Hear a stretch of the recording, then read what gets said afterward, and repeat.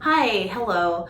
I'm Marina, you know, that one girl that likes to talk a lot about houseplants, and welcome to Millennial Planter.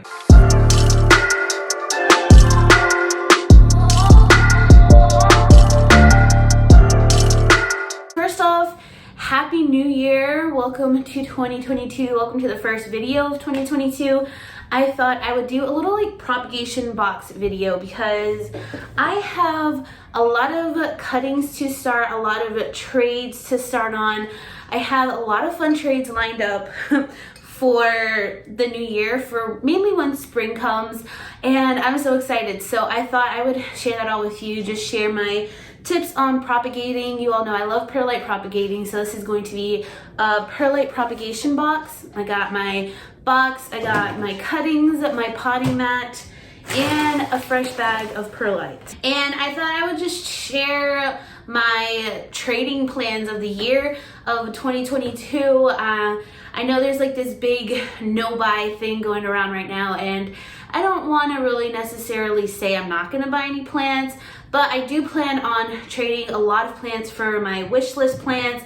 I'm going to try to do that a lot this year. Honestly, I haven't really bought a plant in, I want to say, at least 6 to 7 months. It's been a while, but I have been doing trades like crazy. I've always been a big trade advocate because I love plant trading. It's so much fun. It's like a different way of connecting with the plant community, and yeah, just like all the good things. So if that's something you're interested in, stick around for the video. I'm gonna quit yapping my mouth and start on some perlite propagations. If you're new here, I will leave a playlist down below, or if you've missed any videos of all my perlite propagations videos, I've done a lot of them. It's my favorite propagation method, and I like to share my tips, and today I'm going to be sharing some tips along with the plants that I'm going to be propagating at the moment. So I have some really exciting things here. First, I have my Philodendron silver sword, which I actually didn't want to cut up, but I am trading this for a plant that has been on my wish list for at least 3 years, pretty much since I started collecting plants. The first year collecting plants, so 4 years at this point. I never thought I would get the chance to trade this plant. I really thought I was just gonna have to save because the price has fluctuated so much. Anyways, I'm trading this for a Monstera Thai constellation, which I know is very weird and kind of mind-blowing, but the person I'm trading it with is just the sweetest soul on the planet and just wants to trade it with me because he knows it's been on my wish list for a while. So I do know that a silver sword is not in comparison to a Thai constellation. So I'm also going to get some Hoya propagated for him as well because he just started his Hoya journey. So I have some fun Hoya I want to get propagating for him. But that trade can't happen until I have all these guys propagated and healthy and well established. So I'm so excited. That's probably going to happen this spring, and I can't wait to share that with y'all. And I still can't believe that I'm going to have one through trading. That was definitely an unattainable plant for me, and now I finally have one that will be in my collection. Okay, so just a really exciting moment. This next one is a Hoya. I don't know why I can't ever say this name. It's a variegated Hoya obovata splash. So Hoya obovata, but it's variegated. This part here isn't heavily variegated. My variegation is very sporadic and all over the place. Some leaves look like this, and some of them are really variegated. But right now it's sun-stressing pink because it's getting a lot of grow light action. So she's just so pretty. And this one I'm doing a Hoya trade with a friend. He's going to be sending me some really pretty Hoya. And then I have a Hoya calistophylla. Oh, if I can get it out. It got stuck in there. Sap from the Hoya made this get stuck in the cup. Okay, so this is actually a Hoya calistophylla node that I took. My friend has been wanting a Hoya calistophylla for a while, so I'm going to gift this to her. And it's just a node because my calistophylla only has 4 leaves and it shot out this long tendril. So I'm going to play around with Hoya wet stick propping, and I'm really excited. I have propagated a wet stick before, but unfortunately the stem ended up rotting, so I never got to get it to grow a leaf, but a lot of people tell me they do wet stick propagations all the time, so I'm really excited, and hopefully this time I can actually get some leaf growth and not rotting it. And rot, we're like best friends, I swear. So that's what I have at the moment. Oh, and I also have my Hoya Super Silver, which I am just going to propagate because it has some really juicy, cute aerial roots that are just asking to be propagated. So first I'm gonna take my container, and this is what I do pretty much for all of my perlite propagations, and I'm going to cover probably about an inch thick of perlite.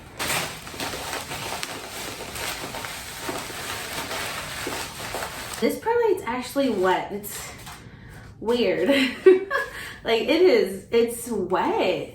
It's not even damp. Okay, that's weird. I'm just spreading the perlite out. You kind of want to just imagine if it's like soil. You want to spread the soil out. And all I'm going to do is just stick the cutting in there. I'm probably going to add more perlite just so I can have this Hoya standing up. But as I was mentioning before, I want to mainly just focus on trades again this year.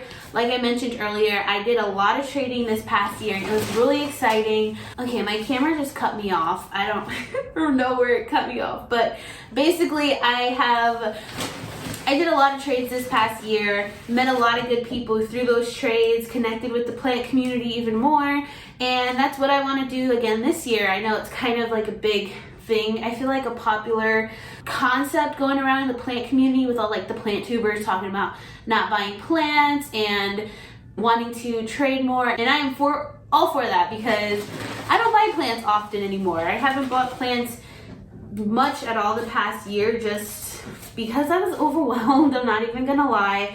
I was very overwhelmed for a little bit, but over the past couple months I sold maybe 20 to 25 plants, and I've gotten rid of a lot of my propagation, so I feel like a big weight has been lifted off my shoulders. And yeah, I think I'm ready to maybe bring in a little bit more plants. But I was trying to do a plant wish list also in this video since I was talking about trades, and I don't have many plants on my wish list surprisingly, but a lot of the ones I do have are mainly all Hoyas. I don't think I have any non-Hoyas on my wish list other than the Thai constellation, but that is checked off. But Hoya wise, I would absolutely love a Hoya good and gating. I love the sun stressing that plant gets. It's so veiny and beautiful, and it's been on my wish list for months now. So hopefully I will be able to get my hands on that somehow, some way this year. I also would love let's see if I can even say this right, a Hoya lacherberrii.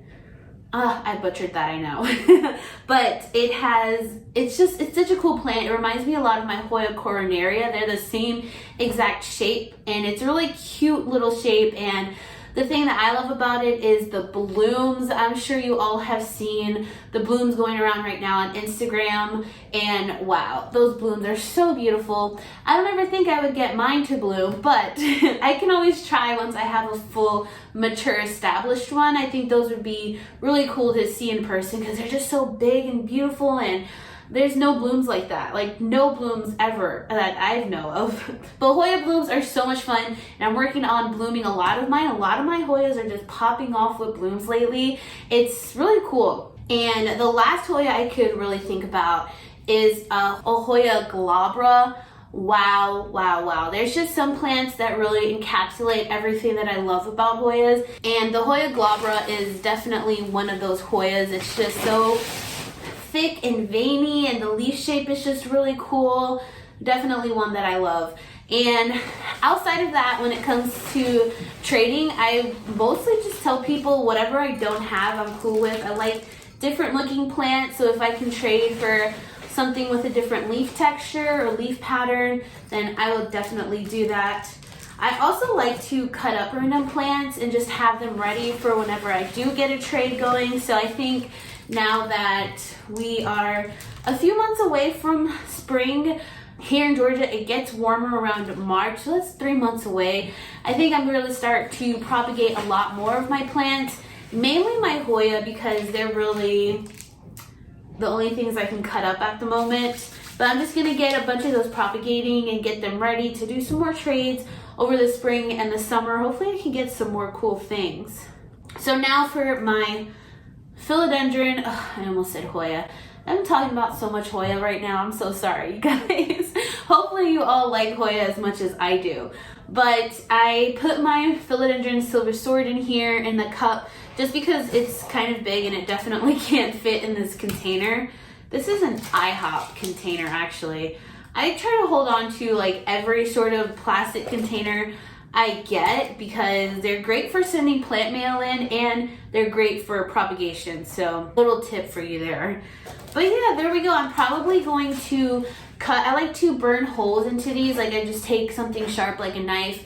I heat it up and I put little slits along the top of this just so the plant can breathe and some air circulation can come up here, because plastic holds on to a lot of moisture and these things get really moist, like to the point where it's like a mini rainforest in there. So you definitely want to air it out if you can't put any holes in your container. But putting those slits in the container has really made a difference and helped a lot.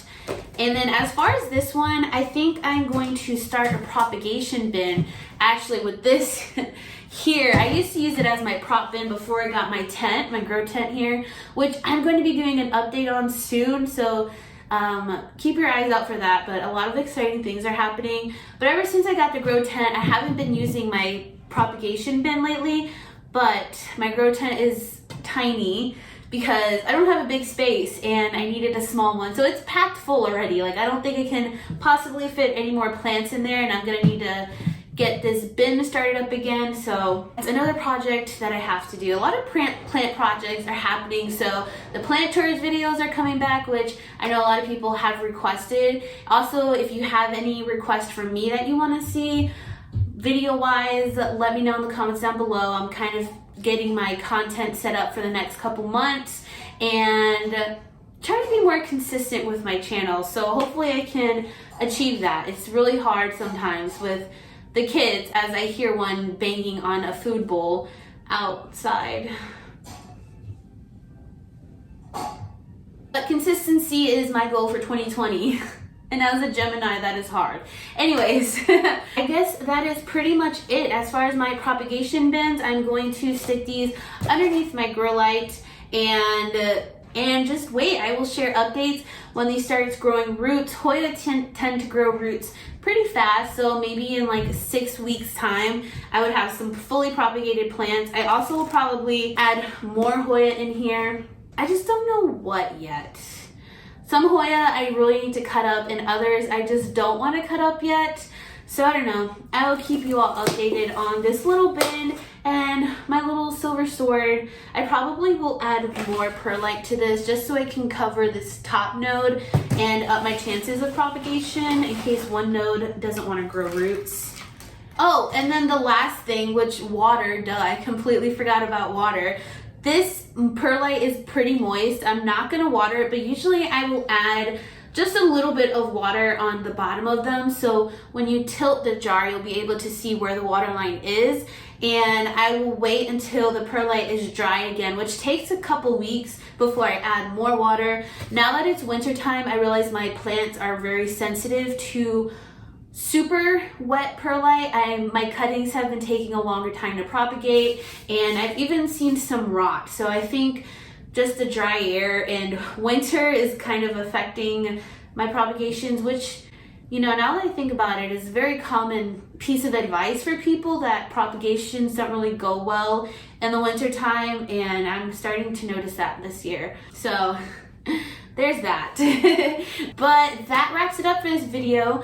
I hope you all have enjoyed it. I hope this was able to help you out a little bit. Also, let me know what your favorite way of propagation is. I would have to say water is probably my second favorite, and then moss. Moss and me have a very hit or miss relationship. Yeah, I rotted a lot of things in moss before. Anyways, I hope you all are having a great new year so far. Hopefully I will see you all in my next video. I hope you all are staying safe, sane, happy, and healthy, and have a wonderful day. Bye.